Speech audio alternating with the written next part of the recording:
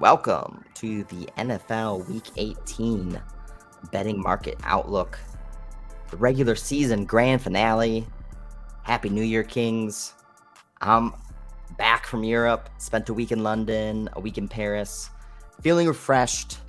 How are your holidays, Judah? My holidays were pretty great. A little bit sick last week, but that's okay. If you joined us on Sunday, I'm sure you heard the remnants of whatever respiratory thing I had, but I'm excited to be back, and we should have a fun week of football ahead. I'm dealing with my own respiratory thing, if you can't tell. But yeah, so now it's 2020 part 3. We're now as close to 2050 as we are to 1996. S&P 500 down 20% in 2022. Tech-heavy NASDAQ 100 down 33%.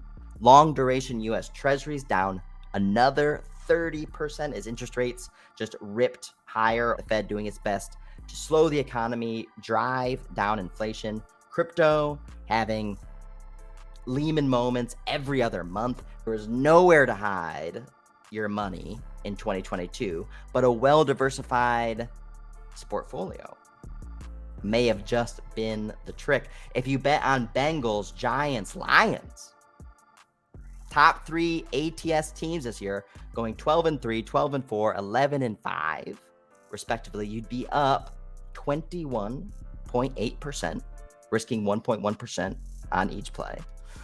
And we'll do a proper accounting of our live betting stream returns this season in the coming weeks once things quiet down. But we're up multiples.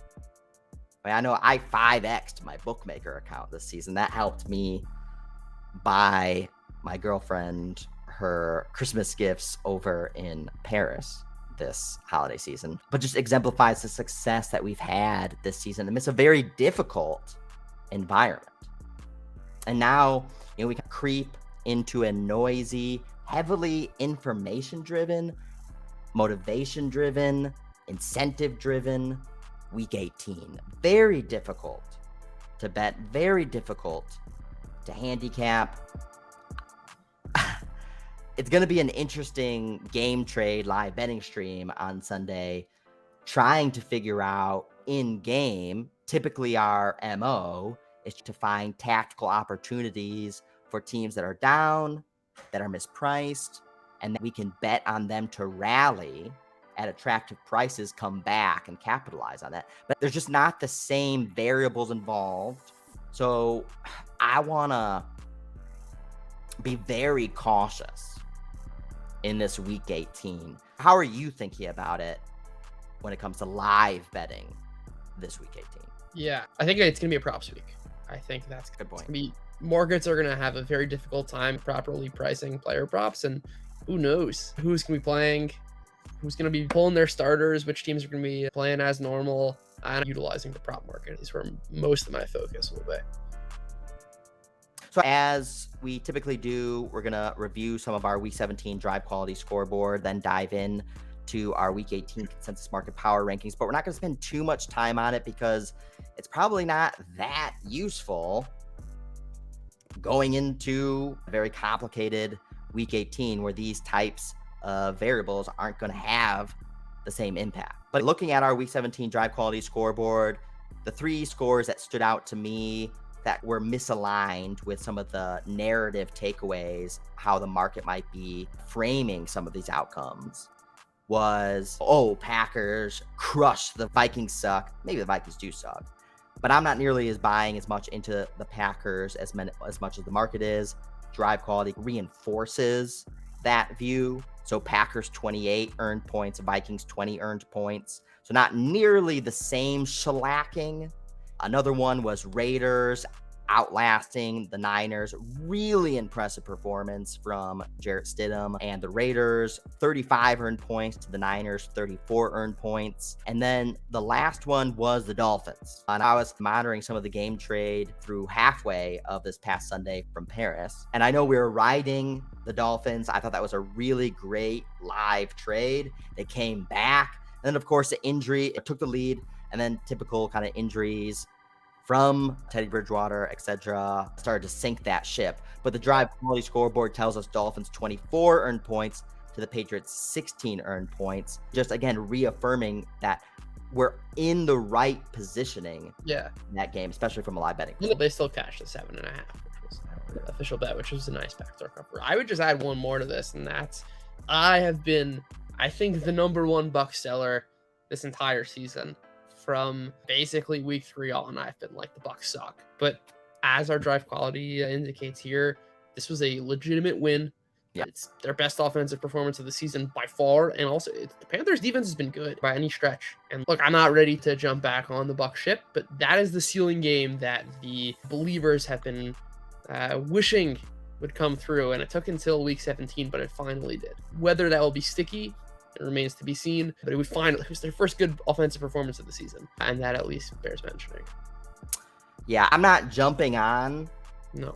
the Bucs bandwagon by any means, but I've already flirted with this idea a few weeks ago, and you spit in my face, but I'm gonna do it.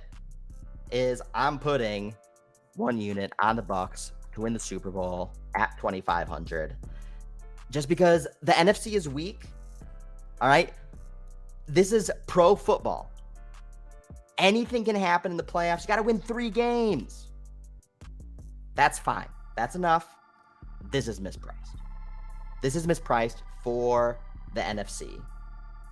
And if the Bucs offensive line can just not crumble, then this has value. And I'm putting my money where my mouth is. Yeah, I'm excited for the Cowboys to beat them by 10 on Wild Card Weekend, but I do understand the case. And look, I did have a similar view a couple of years back when I bet for the Super Bowl, basically saying if everything goes right. So I can't fully dismiss that. Look, not nearly as antagonistic as you were 3 or 4 weeks ago.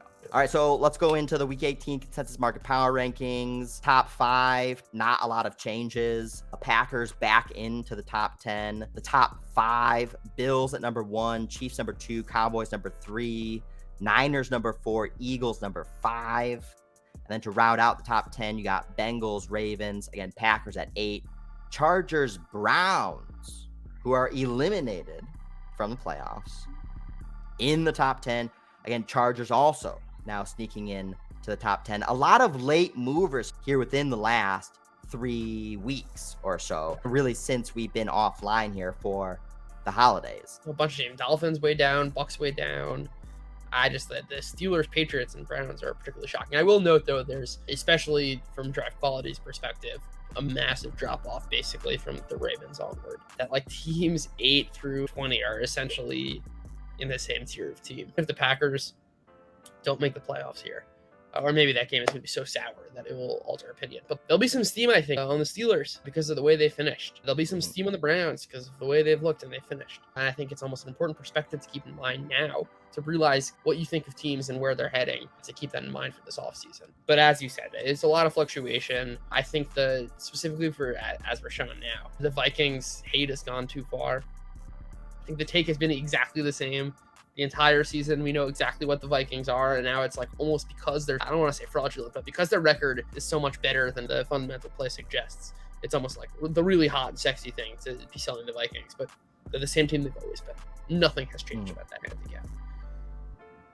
And this is easily one of the biggest 1-week changes that we've seen from the Vikings. And it's happening here in the final week of the season. And that's mostly because there's been a lot of non-believers in the Vikings. But going into last week, even the non-believers thought the plus 3.5 versus an underwhelming Packers team was that the Vikings was a hard buy. And that was completely wrong. Yeah. Obviously, the way that game played out. And again, drive quality still says the game was closer than the final score, but still more than enough to cover the 3.5. Packers definitely was the definitively right side. Because so many people got their feelings hurt on that week specifically, now it's been this ultra sell-off on the Vikings. And yeah, and I think that can present some value. I saw some people jumping on Vikings very early for this coming week versus the Bears. getting it at -1.5, whatever. And that turned out to be fantastic because it moved up to 3.5 even before this Fields news came out. So I think some of the most important things as we head into week 18, start looking at what teams need to do in order to get into the playoffs or to get the number 1 seed or to win their division.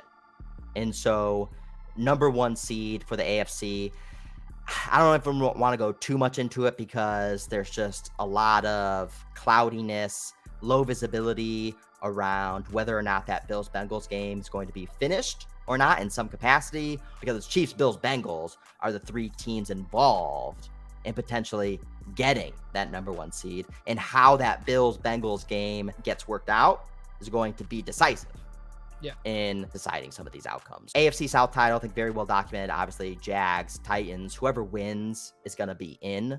If the game ties, I don't want to get too much into the tie scenarios. There's a bunch of weird, if this team ties, and this team ties, then this team's in. It's just so silly. But if the Jags Titans does tie, Jaguars get the benefit of the doubt, given that they have 1 extra win. AFC North title, Bengals get it if they beat the Ravens, or if the Bills-Bengals outcome is decided to be a tie. And then the last wild card seed, Patriots. I'm really rooting for the Patriots to lose. Patriots win totals was 8.5, and they're at 8-8. And so if they win, of course, they're going to go over, but they're going to have to beat the Bills in order to do that. And there's a host of other scenarios that could potentially get in, even if they lose. Steelers loss, Jaguars win, and a Dolphins loss could get the Patriots in. Dolphins are in if they beat the Jets and the Patriots lose.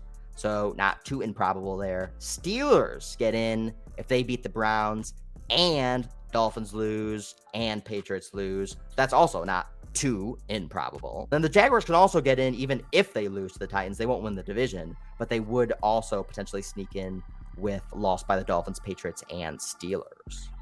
And on the NFC side, for the number 1 seed, Eagles get the number 1 seed if they beat the Giants, or if the Cowboys lose, or the 49ers lose to the Cardinals. 49ers get the number 1 seed if they win and the Eagles lose. Cowboys get the number 1 seed if they win and the Eagles lose and the Niners lose. And then lastly, the number 7 seed for the NFC. This is where there's been a lot of commotion around the actual scheduling of some of these games that's going to really dictate motivation incentives. Seahawks, Rams is first earlier in the day, and then you get Packers, Lions later in the day. And if Packers win, they're in, it's done. But if the Seahawks lose the first game, then Lions are still alive. If Lions win, then they're in. But if Seahawks win, then they need the Lions to win in order for the Seahawks to get it. So it's like a lot of wishy-washiness. The kneecaps will be bitten. I think Dan Campbell will have his guys ready to play regardless of the outcome of the Seahawks game. Yeah, I was always gonna hopeful think that we get a Seahawks win late line movement to the Packers so I can bet the Lions. I totally agree with you. I don't think motivation is going to be that big of a factor for the Lions. I think it's not nearly as good to get into the playoffs as it is to knock out a rival. But knocking out a rival out of the playoffs is certainly... Yeah. And let these guys play. They give it their all. And the Lions are sitting pretty when it comes to draft position anyway, because they have the Rams pick at number 6 currently. And then one of the things I have up on the screen is the current NFL draft order, because this is the other side of the coin now too. So you got all the teams who are trying to win to get into the playoffs or for seeding or to bye.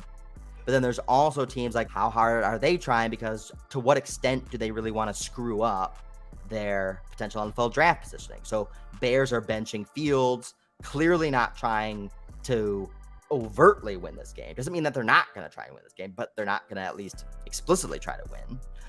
And that will put them in potential position to get that number 1 seed if Houston wins.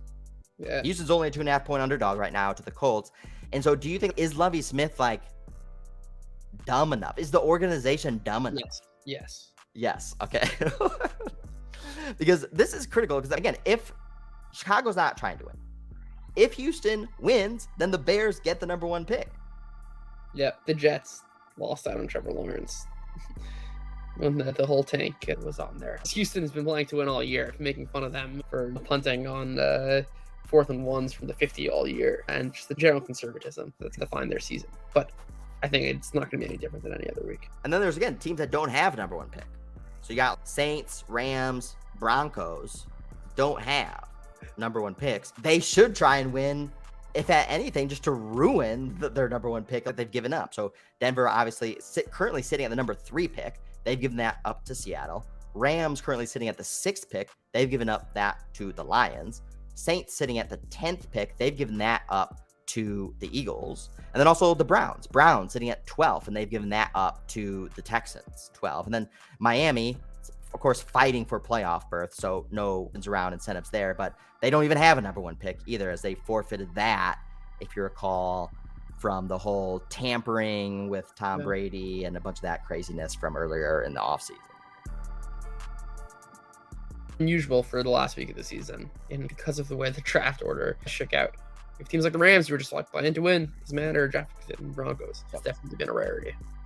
And then there's also some interesting incentives. This is something that I'm not reading too much into it. Also, the market's pretty efficient, so it's probably overreacted to a lot of these incentives since they're very well known, very well documented. You're probably paying a premium to even play the props associated with some of these incentives. But there's some good articles, one by Josh Inglis over at Covers, that walks through a bunch of different player stats that they need to hit certain thresholds in order to get certain bonuses. And so you can imply that means that maybe the team will put them in positions to try to get that. And then you can extrapolate that to some sort of prop. But again, I think you're probably paying a premium to play that's into any something of I want those. to monitor live. Yes. I have a list of all of these props, and if we see Gerald Everett is still on the field, like we'll just monitor the prices live and see if there's room to capitalize.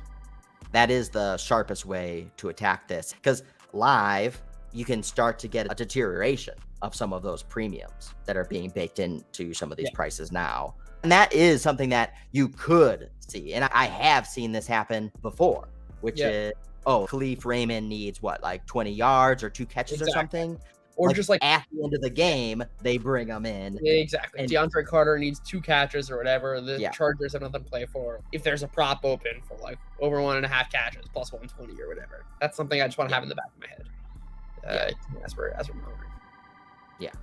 And that's why I would say, I wouldn't necessarily say that these incentives, they don't matter. It's just what price are you paying for them to potentially achieve that? Right. And that's where these pregame prices are just out of whack. And so to try to get some of those discounts in game, that could be very attractive. I specifically benefited from one of these kind of reaching for a specific stat earlier mid-season when it was DeAndre Hopkins' first game back in like week 7. And he had 10 catches for 97 yards. And I had a plus 2,200 prop that needed him to get over 100 yards. And the game was over. The game was over. There was no reason to pass. They brought him in, threw the ball to him to get the 4 yards, to get over the 100 because he wanted to get over 100 yards on his first game back. So those numbers do matter. And especially late in games, you could potentially see those scenarios arise. Yep. I remember that one clearly, Thursday Night Football. Okay, so let's get into what we can make of week 18. Again, I don't think we're going to have too many thoughts, probably run through this pretty quickly, but Saturday, Chiefs, Raiders plus 9.5. Again, Jarrett Stidham looked awesome, and now he's getting a chance. And I wasn't necessarily a huge believer in Jarrett Stidham, but he did look awesome, where he actually could be a potential quarterback of the future. Absolutely. I live bet the Raiders watching that game. Look, the Chiefs have had trouble, as we saw again last week, covering big spreads. Stidham's capable. I think 9.5 is probably too much. Am I comfortable betting that? Absolutely not. But if you want to bet on the Raiders covering that spread, it's probably going to be through Stidham passing at least that expectation or above. So I don't mind combining something like Stidham passing yards and Raiders plus 7.5. Probably get that probably like 270, 280 once those props are released. But I like that angle. Also, this is in Vegas. When we look at their draft positioning, they're currently situated at 8th at 6-10. And this is a pretty meaningful game if they win or lose it. There's going to be some kind of considerable shifting. Certainly the players involved have what to play for. If we're talking about a quarterback trying to make a name for himself, he's got everything to play for. And I don't assume we'd see anything different from the Raiders side as we did last week, regardless of kind of their draft standing. And I don't know if it's just was the Niners weren't necessarily prepared for what the Raiders were going to necessarily throw at them. But I mean, the Niners are one of the best defenses in the NFL, and the Raiders torched them. Yeah. And at 9.5, this seems like a lot. Dan calls out something that I talk about on KC week after week is I hate betting. I will not bet KC at a huge spread. Yeah. This is considered a huge spread. It's over one score. I think it seems too easy to bet the Raiders. In fact, and that's why I like your angle where just lever up into this particular narrative and try to just hit it big if you can. Yep. And then if you're wrong, then you're wrong, and so be it. It's the same cost. But if you're going to be right, then hit a home run. Exactly.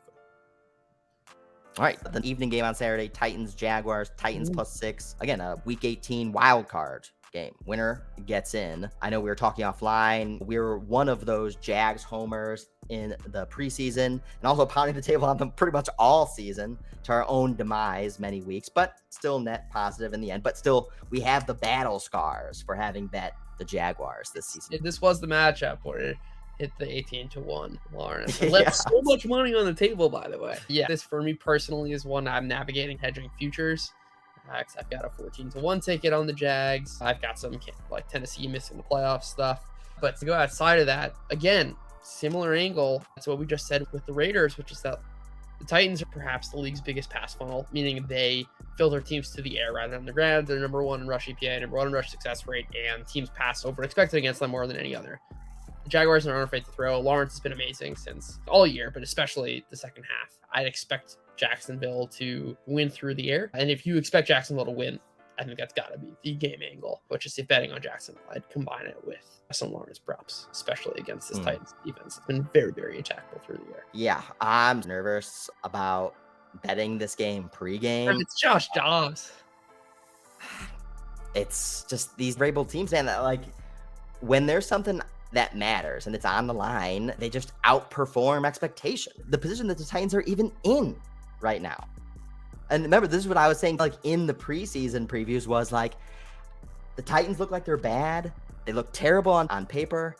It seems like this team should go way under, miss the playoffs, could be one of the worst teams in the league. I don't know how, but they always outperform expectation. Here they are again. Granted, they haven't beaten a team with a winning record all year. But even still, yeah, this sounds awfully familiar, like a conversation we've had 5-6 weeks ago. I do think this Titans team is so much worse than the others. They're not starting Ryan Tannehill, but the point is well taken that I'm not jumping to bet Jaguars as I think I would be in a different spot. Also, and it hasn't come back to bite them the last few weeks, but the Jaguars are still mistake prone, still a young team, capable of making bonehead mistakes. I would not be betting the Jaguars -6 here. I'd much rather, if the Jaguars are just going to smoke them, then yeah, lean out into Jaguars -16.5 and think that they're just going to roll. But this is something I would much rather bet live. Hopefully, even with being led by Josh Dobbs, they can put together a great opening kind of game script, get an early lead, and then bet the Jaguars at a much more attractive price. Let's move into Sunday. Vikings now out to -7 in Chicago versus Nathan Peterman and the Chicago Bears. Again, congratulations to all those who jumped on the Vikings early on. Yeah, the Bears are not trying to win.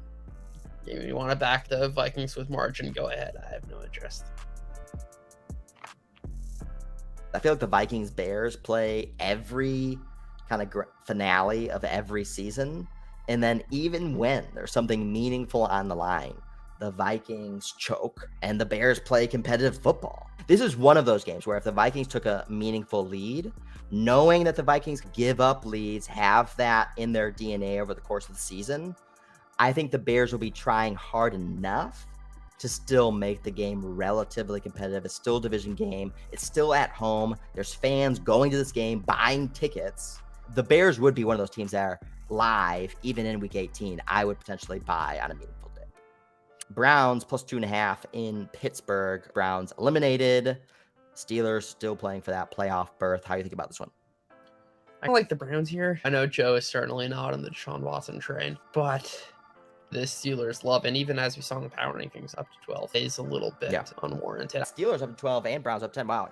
Yeah, But Steelers. it's just But we're still, Steelers the drive quality is still very low on the very low. Yes, a bunch of one-score wins against the Colts, the Falcons, the Panthers, the Raiders in the snow when they weren't trying, and the Ravens on Sunday Night Football by 3. Like, this team is not good. They have faced a really easy schedule. This defense is extremely vulnerable and beatable, even with TJ Watt healthy. I think Watson showed some signs last week of coming back, and I just think that the Browns defense has been great in recent weeks. I think we're heading for another slugfest. I like the Browns. You made some great calls live betting the Browns versus Washington this past week, buying the dip on the Browns, even when they weren't looking very good, but waiting for those fourth quarter Wentz interception, turnover worthy plays, things like that, and it all materialized. But even, it's just a matter of, I'm not looking to bet the props, I think, because the volume is so low. The Steelers are extremely attackable deep. They're allowing one of the highest rates of explosive plays. Watson loves to throw deep. I think the difference in a game where Pittsburgh's probably going to score 14, 17, 20 points, not a lot. Hitting on a couple of those big plays makes a big difference. And I think he'll look to Peoples-Jones, he'll look to Cooper, probably connect on a couple of those. I prefer an toss-up style game, which I think this will be in the Steelers. I've been playing for months. I prefer leaning into the Browns offense more than I do the Steelers. Yeah, I like that angle as well. And I would probably lean Browns to hype, getting a little bit too hot on the Steelers. To your point, I'm glad you actually pointed this out. This did not even dawn upon me that the Steelers they were are like up to 28. 12. That is way too hot. That's way too hot. Exactly. A couple of weeks ago, they were like 26, 27. Nothing, and I don't think anything's like materially changed. They just won a bunch of one-score games. Yeah, and drive quality still market low on the Steelers at 24. ESPN 14, PFF 13th, 538 11th, Football Outsiders 16th. And even though we are still cooler on the Browns than the broader market, drive quality has Browns at 18th, still considerably better than the Steelers. Jets -1 on the road at the Dolphins, being led by Skylar Thompson. Dolphins dealing with quarterback injuries galore. Story of the season. Jets, the Mike White hype train, something that I expected early on. He has a few good games, comes back down to earth.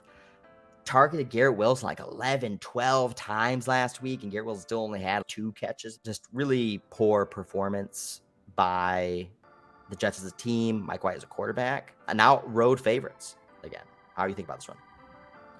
Yeah, I don't like the Jets here, especially. Skylar Thompson has been a clear downgrade relative to Tagovailoa and Teddy Bridgewater. And the Dolphins have really struggled the past couple of weeks defending the pass. Their pass EPA is among the worst in the league. At drive quality tells a similar story. And I think you're right, highlighting the Mike White demise, and you were saying it for a while. But I think there's almost a little bit too much of a overreaction. Which is like in the right spots in the matchups, I think White can produce, and I really don't think the Dolphins defense is the tough matchup as would be in Seattle. I'm ready to back the Jets. I'm not worried about their motivation, and I'm certainly not leaning it into the Dolphins with Skylar Thompson. Jets being on the road again last week versus Seattle, versus a vulnerable defense, and still couldn't take advantage. Bucs +4 in Atlanta. This was as high as 7 with the expectation of Tom Brady, etc. A lot of players weren't going to play. Now I believe the last I read, Tom Brady was going to play, at least for part of the game. I think it's uncertain how long, and it really boggles the mind for why he would play. This game means nothing to Bucs, doesn't move their seeding. This is one of those games where a lot of the bizarre Week 18 variables are in play. Yeah, I have no interest in betting this game per game. 0. The Falcons are they're already a team I don't want to bet, especially in a game no one knows who's playing for the Bucs. I'm passing. Texans +2.5 versus the Colts. We talked a little bit earlier around how this could potentially affect the number 1 draft pick. Texans +2.5 under a field goal versus Jeff Saturday's Colts, who have looked terrible the last few weeks. Total 38. 2 very bad teams. Absolutely. With questionable motivations. There are so many games on Sunday. You don't need to bet this game. You just don't need to do it. Panthers +3 at the Saints. Panthers no longer have anything to play for, although the win total is still in play. Yeah, 6.5 at 6. Yeah. But otherwise, have nothing to play for. Saints also have no draft pick to play for, as we talked about earlier. So nothing to prevent them from trying to win this game. How do you think about this one? Yeah, I think the Saints are quietly coming along in recent weeks, especially on the defensive side as they've gotten healthier. And Marshawn Lattimore came back, had a pick 6 last week. Again, I don't see the appeal of betting this game. It's almost a tricky handicap even without the lack of motivation, because the Panthers have been Jekyll and Hyde, getting crushed by the Steelers, dominating the Lions, playing a tight one with Tampa Bay. I don't really know what to make of them. It's just not appealing to me. Yeah. Carolina currently situated in the 9th spot for draft picks. And again, at 6 and 10, they're in that area of where one extra win, one extra loss is going to move you up potentially 5-6 spots in one direction or the other. Again, to what extent that actually is influencing their decision making, you don't know, but it's again a factor worth, I think, knowing. Yeah. Patriots +7 on the road, going to Buffalo, over under 42.5.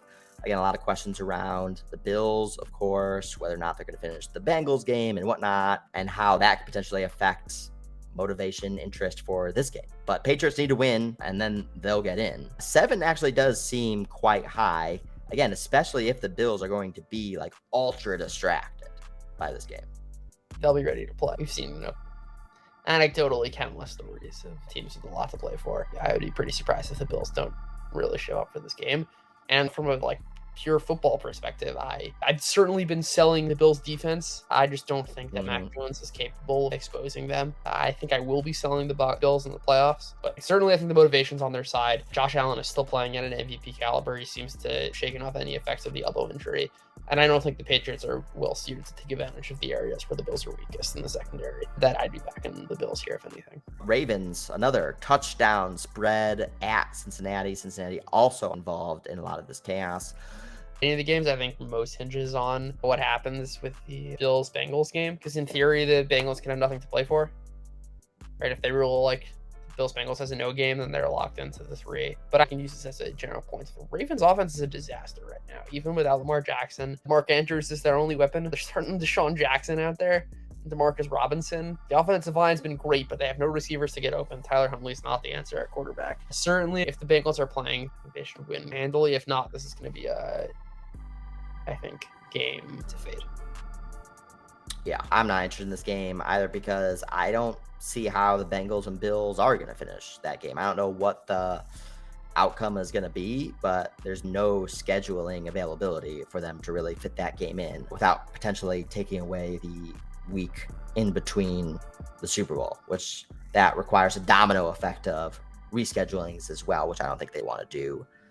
I'll be curious to see how it plays out, but I don't think that game is going to be played. Giants +14 on the road versus the Eagles.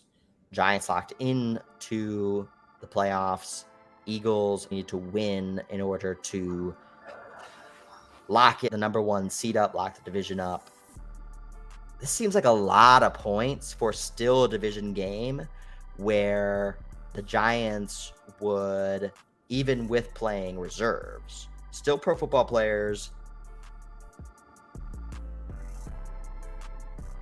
If this gets out to the 20s live, I don't know about the Giants. Yeah, I see this one playing out similar to Houston-Jacksonville last week, minus the disaster that the Houston Texans are. In the sense of Jaguars, I don't think they're going to have a bunch of fumbles returned for a touchdown the Texans did. But what I meant by that is that the Eagles, I think, will play their starters until they get a pretty big lead. They'll pull them, and then I think both teams are just going to turn the page, get the game over with. I'd bet live under, if anything, just because I can see this as a game in which the Eagles get their win. It's 21-3 at halftime. The Giants are ready for the wild card round next week. The Eagles, great. They locked up their number 1 seed. Everyone's moving on. Yeah, both just trying to get out of the game without any meaningful injuries. I like that angle a lot, especially if you can get an early score and you can get a few extra points tacked onto this. Currently at 43. If you can get above that 45, 46, 47, that would definitely look attractive. Maybe even betting the alt under, going out to 40, getting it +205 or whatever. Absolutely. Cowboys, Commanders. Cowboys touchdown favorite on the road versus Sam Howell and the Commanders. I think I like the Commanders here. I don't care that the Cowboys need to win. Cowboys need to win a lot of games. It doesn't matter. This is the game I like the most. Wow. Is Washington. Plus, starting Sam Howell. I think that's a kind of massive question mark that I'm not willing to bet on either side, just because I have no idea what Sam Howell's going to look like. Another quarterback that our friend Joe is very high on. I think he was talking about, he thought that he was the number one best rookie quarterback of the draft this past season. Well, Cardinals plus 14 in San Francisco. Hideous game. But getting a lot of points. A lot of points. David Blau will be playing. He didn't even look that bad. He played fine last week. Yeah. The degenerate in me might throw a little bit of David Blau passing props, Cardinals 7.5, just because, especially if the Eagles win. What's the motivation here? Look, San Francisco was exposed by a different backup quarterback. Sure. Last week, but I'm probably gonna lay off this game. It's ugly. There's no need to force it.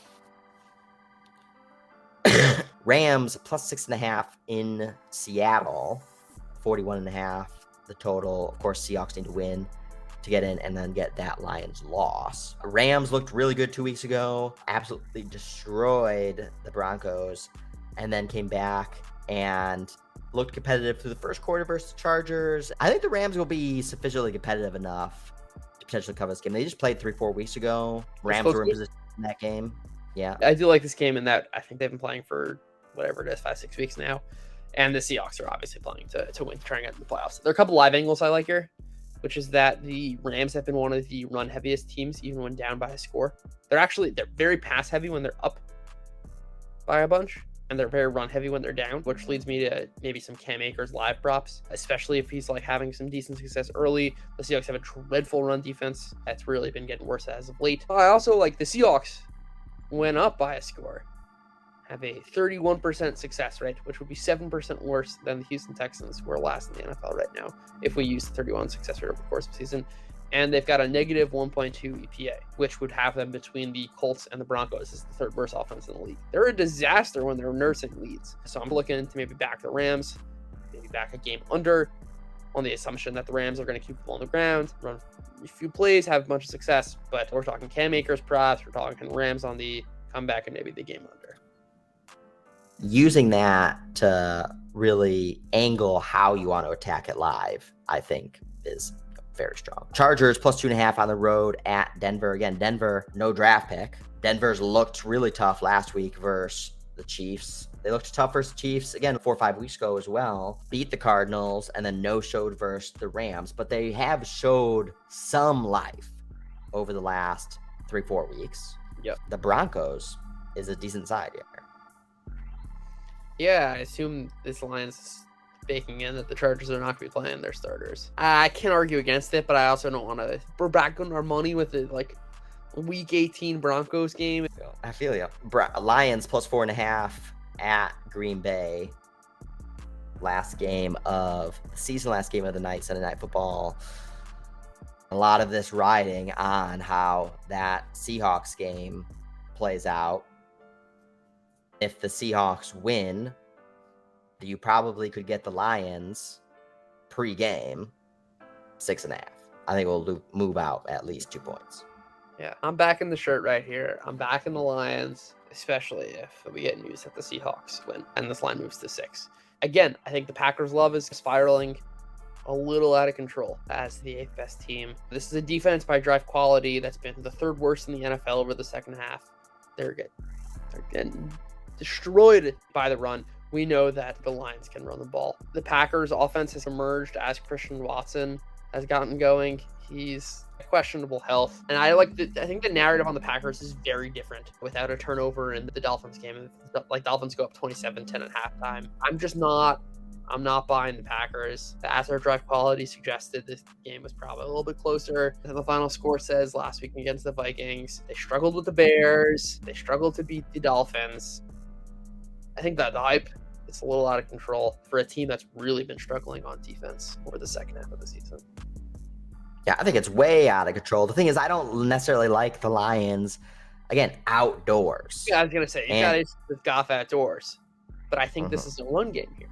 I saw some cool stats about the Packers ending here it is. The Green Bay run defense is 4th in EPA per play, 5th in yards per carry, 7th in success rate against zone concepts, and then power and counter, they're 30th in EPA, 29th in yards per carry, 32nd in drive success rate. I think the Lions are going to really attack the Packers with powers and counter concept. And I trust Ben Johnson and the Lions offensive staff to issue a game plan that's going to be centered on these types of runs.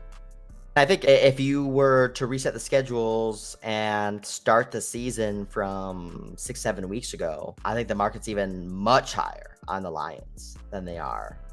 Yep. Even today. Drive Quality loves Lions, has Lions as top 10 team, top 8 team. The outdoor element is the only thing that worries me a little bit, but in any case, I think, especially pre-game, Seahawks win, Lions move out to 6.5, maybe 7. That's when you could get them. And then if the Seahawks lose, maybe the Lions go down to 3.5. But I don't think it's going to go through 3 or even get to 3. Yeah. So really asymmetric risk there when it comes to position pre-game on this. Any props that you would be thinking for this one, especially given this is an island game, standalone game, the true grand finale of the grand finales? The only angle I'd mention is if the Lions jump out to a lead, they're very pass heavy. Didn't work out last week, but I'd be monitoring Amon-Ra St. Brown and Jared Goff props. But again, I want to see if they're utilizing that run, if those runs concepts. Are they running with success against the Packers? But other than that, I don't think so. Khalif Raymond, Jamal Williams, 2 players. Those are good angles. Key incentives, especially, angling for those live props. I think it'd be definitely super interesting. All right, that wraps up the Week 18 NFL betting market outlook. Thanks everyone for listening all season long. We got some big plans for 2023. We didn't accomplish nearly as much as we wanted to in 2022, but as we go into this offseason, this will be our first full offseason working together, building a lot of things. We're super excited for what game trade can be in 2023. And again, the tools that we're going to bring online to be able to put into practice on streams as well. And I think it's super cool, again, for having the 100 of you out there who listen to our podcast, watch our streams every single week. We thank you tremendously. You are the true OG Kings for us. And as this brand continues to build up and pick up momentum, you guys are here at the very beginning. We're just tremendously grateful and super excited for everything that's going to come in 2023. That's right. And we'll see everyone at 1 o'clock on Sunday. Yep. Make some money. Happy New Year, everyone. That's closing bell.